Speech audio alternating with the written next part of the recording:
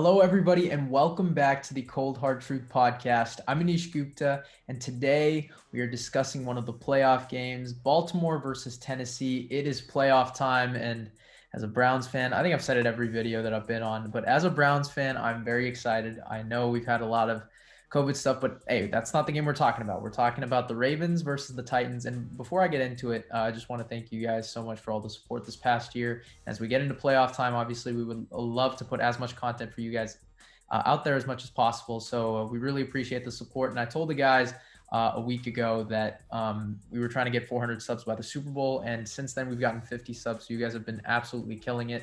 We'd really appreciate a like and a sub down below. It takes, a couple seconds of your time. We'd really appreciate it. So let's get right into it. With the Ravens, they're running a 5-game win streak, right? And let's just hop into some of their strengths coming into this game. So Lamar Jackson is peaking at the right time without Ronnie Stanley. I mean, he's been absolutely sensational in this 5-game win streak. 809 passing yards, 403 rushing yards, if I'm not mistaken, and 15 total touchdowns. I mean, he's been going absolutely crazy. Not to mention his top target, Hollywood Brown, 5 total touchdowns in the last 5 games. He's really come alive, and a lot of us thought that he was a potential bust maybe, but no, he's been terrific. We all remember that play when Lamar comes out, having the cramps, and he throws it against us or my Browns to kind of for the game-winning play. Hollywood Brown's been great. He's been able to get separation, so this is finally that first-round talent that we've been expecting. And also another guy that I wanted to give a quick shout out to is J.K. Dobbins. 160 yards and 2 touchdowns against Cincinnati. He's really come alive towards the end of the year. And it just goes to show how the Ravens have come alive overall as a team, especially on offense. He's had a touchdown in 6 straight games, 6.0 yards per carry. That's a really big stat for a rookie. The defense has also been pretty good. It's been up and down throughout the course of the year, but they got 5 sacks against Jacksonville, got 6 sacks against New York, got a couple games with a few turnovers here and there. So they've been pretty good, but they have been susceptible to the run. I mean, when you let Samaje Perine go for around like 57 yards on 9 carries, a little bit concerning, and the matchup with Tennessee. So I think their defense. They've been susceptible to the run, but overall they've been pretty good, and their pass rush has come alive. But I wanted to give a shout out to their secondary, especially Marlon Humphrey. Now, we know him and Marcus Peters, they're great, but Marlon Humphrey especially, he made the Pro Bowl, but I really think he should be first-team All-Pro. 8 forced fumbles, 2.5 sacks, 82 tackles, and 11 passes defended. He's one of the best, if not the best, open field tackler for a corner. I mean, just, seeing it firsthand, the way he's able to punch the ball out, it's so lethal and crucial, especially going up against these big guys that Tennessee have. And obviously that's a big concern for the Ravens that he did not practice this past day today. I think it was Wednesday. He didn't practice with a shoulder injury. So that's a little bit to watch out for. Keep that in mind.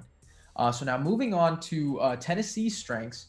Obviously, you know where it comes. It's Derrick King Henry, 2,027 rushing yards, if I'm not mistaken. And, it was crazy because coming into the year, I thought, he was a rushing champ last year. I didn't think he would repeat as rushing champ. I thought he would be top 2, but I didn't have him repeating. But he has turned it on, and he's continued to be great. Obviously, like I said back in 2018, not about how you start, how you finish. And look how he's finishing the year. I mean, just finished the year with 250 yards on 34 carries. When you can give a running back 34 carries consistently, it's not even that he's just getting 34. I mean, he got 28, I believe, against the Packers. He's just getting, fed, and he's making the most with what he's given. Again, 250 yards and 2 touchdowns last week against Houston. They need to feed him the rock. I mean, they live and die by his success. Simple as that. And another thing, it's not really a strength of theirs that they've been doing most of the year, but it's something that they did last year. So they condensed the field and they moved Lamar Jackson to one side of the field. So they would only move him to the right sometimes when he would roll out, move him to the left. Sometimes Lamar will kind of move around the entire length of the field, use that. They did not give him that last year. And Logan Ryan was huge for them last year in that, especially in blitz packages and disguise coverages. But we all know he's not there anymore. So what they've been trying to do is use Desmond King in nickel blitzes, a guy they got from the Chargers. And he's really fast. He's got punt return experience. So he's really good and fast off the edge. But, can he fill that void left by Logan Ryan? I think he can. And again, with Ryan Tannehill, I've said this, as a Tannehill fan, this year he had 33 touchdowns, 106.5 passer rating.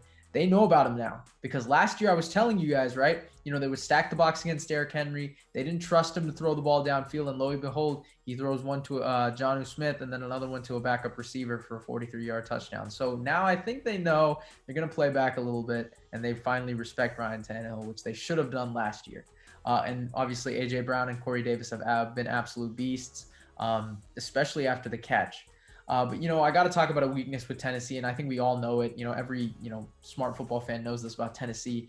It's their defense and it's their pass rush. I mean, they're 30th in pass rush with only 19 sacks in the year. That is terrible. They're just not a physical team, and again, they're very inconsistent against good competition. I mean, especially good offenses. I mean, you allow 38 in the first half to the Browns. I mean, you still gave up 27 to Detroit, and you allow 35 to Deshaun Watson and get rolled by Green Bay by allowing 40. That is a concern. I mean, especially with a team like Baltimore that's coming in hot. So, we're talking about Tennessee and Baltimore. Let's go to my keys of the game. So for Baltimore, it's obviously run the football. Just run the rock. I mean, they were first in the NFL with 191 yards per game. Not a surprise there, obviously. But these two are the best two rushing offenses. But with Baltimore, running the football opens up the passing game for Lamar Jackson. And we've seen it against, yes, it was a weak schedule in this 5-game winning streak. But you got to take into account the ability and, the consistency of this offense. Lamar Jackson has looked great as a passer, and his touchdown percentage just overall throughout his career has just been insane. I mean, he has so many of these home run plays, and it's in both facets of the field, whether it's, a 40-yard run, being electric and juking, or it's just a deep ball to Miles Boykin against Cincinnati. So he knows how to make plays.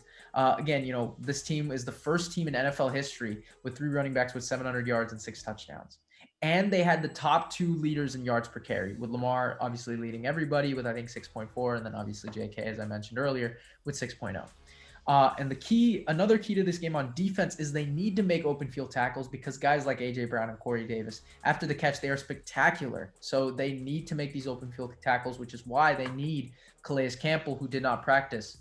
He's been dealing with a calf injury the last month, for those of you who are not, avid Ravens fans. And Marlon Humphrey, again, shoulder. I think he had a knee injury against the Giants. So he's been a little bit banged up, but they need those two guys if they're going to, make a stand defensively. Now for Tennessee, it is also run the football, but in a different facet. They need to chew up time of possession.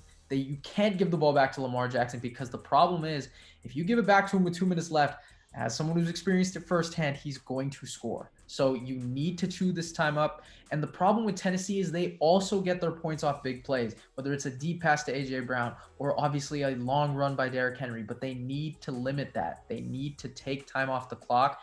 Get these 6-yard runs by Derrick Henry. Feed him. Get him 30 carries.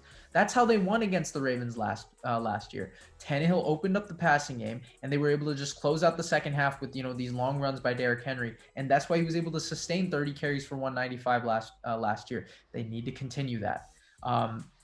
Obviously, with the Ravens, they're going to do something different with personnel. Last year, they ran a lot of 3 tight end sets. This year, with Greg Roman, they've been doing 11 personnel, so 1 tight end, 1 running back, maybe 2 running backs out the backfield. They've allowed Lamar Jackson to move out the pocket. So on defense, they need to be prepared for that. More disguised coverages. And again, I like, with Tennessee going back on offense, Henry has to have a big game. King Henry. It fuels the play action, which is where Tannehill works best. Off play action down the field. A.J. Brown or Corey Davis, you have to get separation against these corners. Marlon Humphrey is great. Marcus Peters is great, but one of these receivers has to step up. And if they're going to win this game, you need, one of these guys to have like 115 yards. You need a consistent guy that can get you 9 catches in a game. And A.J. Brown or Corey Davis can do that. Now, Corey Davis is obviously a little bit less consistent, but, there are games where he can get you 11 catches for 145, and he's going to need to do that in this game. So moving on from the keys to the game, I'm going to give my game prediction. Now, I'm going to pick the Baltimore Ravens. As much as it pains me to say this, I know, but I'm going to pick the Baltimore Ravens because they've just been coming in. Jack and I have both said this, but Jack a little bit more. They've come in as the hottest team in the AFC, and I said this, right? They've become, from the hunted coming into the year to the hunters. Now people are kind of writing them off. Oh, they're not even the best team in their division, right? Browns and Steelers are probably better. No, this Ravens team right now, I would say, is the second hottest team in the AFC. Maybe a top 3 hottest team in the NFL. They have been amazing these last few weeks, and they are coming in hot, and I don't know if Tennessee can slow them down with their pass rush. They really don't have anything consistent. They whiffed on Vic Beasley and Jadeveon Clowney, so, those guys aren't even on the team. It's just not a good look for Tennessee. I think they keep it close, obviously, with their offensive firepower. So my game prediction and my game score is going to be 34-28. I'm hoping I'm wrong. I'm hoping Tennessee can pull it out. Obviously, got a lot of love for Ryan Tannehill.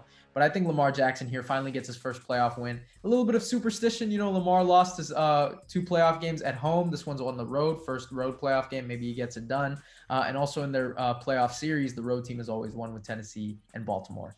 So that is my pick. That is my game preview for Baltimore and Tennessee. Let me know your guys' thoughts. Do you think I missed anything with the Ravens' strengths and weaknesses? Do you think I missed anything with Tennessee? I think both of these teams are absolutely great. Great season from both of them, but unfortunately, one of them can only advance, and I think it's Baltimore here. But let me know what you guys think in the comments. Do you guys agree with me? Anything that I missed? Thank you guys so much for watching, and we will see you next time.